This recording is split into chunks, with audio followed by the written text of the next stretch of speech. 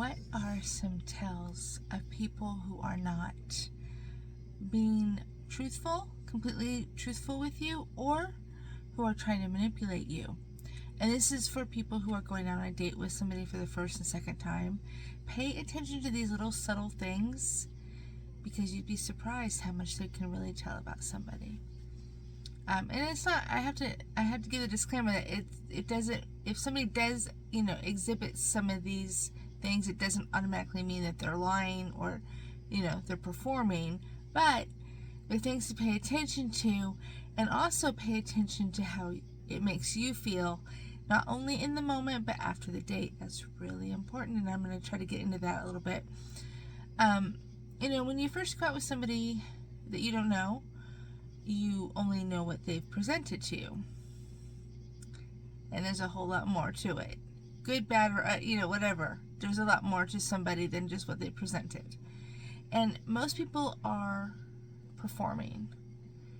And those are the ones that you want to try to avoid, because it's not real. It's a performance instead of just spending time with you and getting to know you and allowing you to get to know them. A performance is very one-sided. Believe it or not, it is. And this is why it's so important to be authentically you. Because you don't want to be one of those performers. You don't want to, you just don't want to do that. It's pointless. It's really, truly pointless. Okay, so some of it's body language, and some of it is, just observing and listening. You can learn a lot about somebody if you truly just open your ears and really listen. They'll tell you pretty much everything you want to know. It's kind of fun sometimes. And when you're asking a question, don't ask it in question form. Like, instead of saying, "What did you do last night?" Tell me about last night. You know what I mean? Tell me about tell me about something that you love to do. Tell me about, and that is, it kind of knocks down their guard a little bit, because it doesn't come across as interrogation, and it's not a direct question. It's more like a suggestion.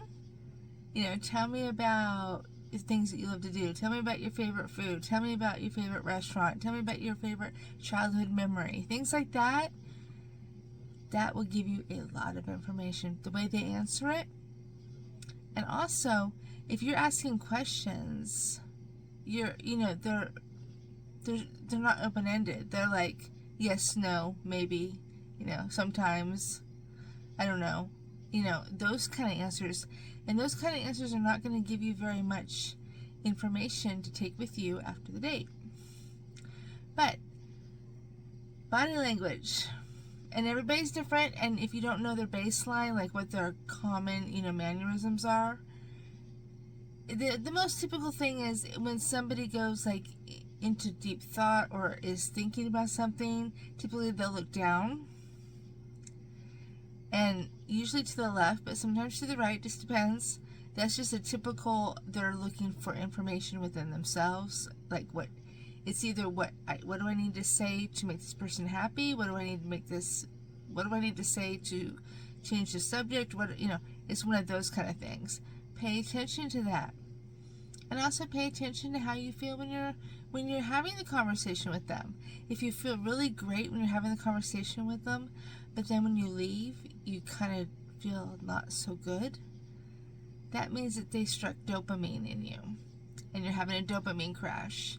Whereas if you still feel really good, out the next day or later that, evening, that's a good indicator, because that's, oxytocin and things like that are not just, subtle, instant, fixes. So these are some things to avoid and to do when you're getting to know somebody. Pay attention, like I said, to the body language, and ask open-ended questions without asking directly. You'll get a lot of information that way. You'd be surprised. Good luck.